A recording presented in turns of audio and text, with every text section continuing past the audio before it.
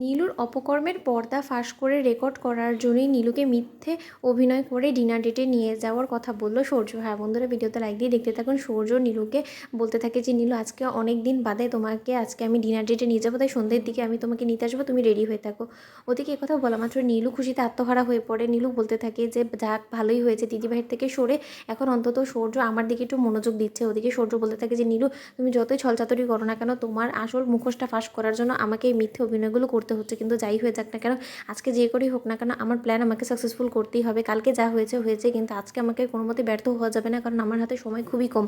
ওদিকে নীলুকে সন্ধ্যেবেলা ডিনার ডেটে নিয়ে যাওয়ার সুযোগে নীলুকে ড্রিঙ্ক করিয়ে নীলুর মুখ থেকে সব স্বীকারোক্তি উগলানোর চেষ্টা করে সূর্য। সূর্য বলতে থাকে যে আচ্ছা নীলু, আমাকে একটা কথা বলো তো, ওই ছবিগুলোর মধ্যে যে লোকটাকে দেখা যাচ্ছে সেটা তো আমি, তাই না? তখন একথা শোনা মাত্র নীলু হাসতে থাকে আর বলতে থাকে যে না না সূর্য, আসলে তো এই ছবিগুলো না তো তোমার না তো দিদি ভাইয়ের, এই ছবিগুলো তো তোমাদের কারোরই না, এটা তো অন্য কারো ছবি। সেটার উপর আমি জাস্ট ফেসগুলো লাগিয়ে দিয়েছি, আর তাতেই তো এরকম দৃষ্টিকটু দেখা যাচ্ছে। তুমি কি মনে করছো সত্যি সত্যি সেগুলো তোমরা করেছো? আমি তো খুব ভালো করেই জানি যে তুমি এবং দিদিভাই যাই হয়ে যাক না কেন, তোমরা তোমাদের লিমিটটা কোনোদিনও ক্রস করোনি।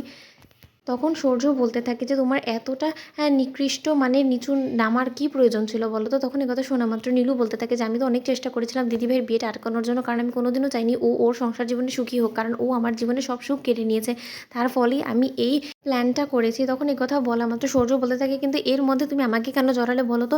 আমারকেও তো সকলের সামনে লজ্জা পেতে হলো, তাই না? তখন কথা বলা মাত্র নীলু বলতে থাকে আমার কাছে কি কোনো উপায় ছিল বলো তো? এদিকে তুমি আমার কাছ থেকে পুরোপুরি মুখ ফিরিয়ে নিয়েছিলে, তুমি তো আমাকে বাড়ি ফিরিয়ে নিয়ে যাওয়ার জন্য একবারও আসোনি, তাহলে আমার কাছে কী আর উপায় ছিল বলো তো? আর আমার সবথেকে বড় একটা প্ল্যান করেছি কি, আমি খুব ভালো করেই জানতাম যে তোমার এবং দিদিভাই তোমাদের দুজনের সম্পর্ক নিয়ে যদি আমি কেচ্ছা কেলেঙ্কারি করি, তাহলে খুব স্বাভাবিকভাবেই সকলে এটা বিশ্বাসও করবে, কারণ তোমাদের মধ্যে যথেষ্ট পরিমাণে ঘনিষ্ঠ সম্পর্ক ছিল, সেটা তো সবাই ভালোভাবেই জানে, তাই না? তাই সেই সুযোগটাই আমি নিয়েছি। ওদিকে কথা বলা মাত্র সূর্য অবাক হয়ে তাকিয়ে থাকে নীলুর দিকে আর বলতে থাকে তাই বলে তুমি এতটা নিচে নেমে যাবে? তুমি তোমার মায়ের পেটের বোনের সাথে এরকম জঘন্য কাজটা করতে পারলে? নীলু তখন নীলু বলতে থাকে জানো তো, আমি সত্যিকার অর্থে তোমাকে মোটেও এই বিষয়ে জড়াতে চাইনি, কিন্তু এছাড়া তো আমার কাছে কোনো উপায়ও ছিল না, আমার তো দেয়ালে পিঠ ঠেকে গিয়েছিলো, তাই আমি এই কাজটা করেছি। আর তখন সূর্য জিজ্ঞেস করতে থাকে তাহলে তোমাকে এই ছবিগুলো এডিট করে গিয়ে দিল?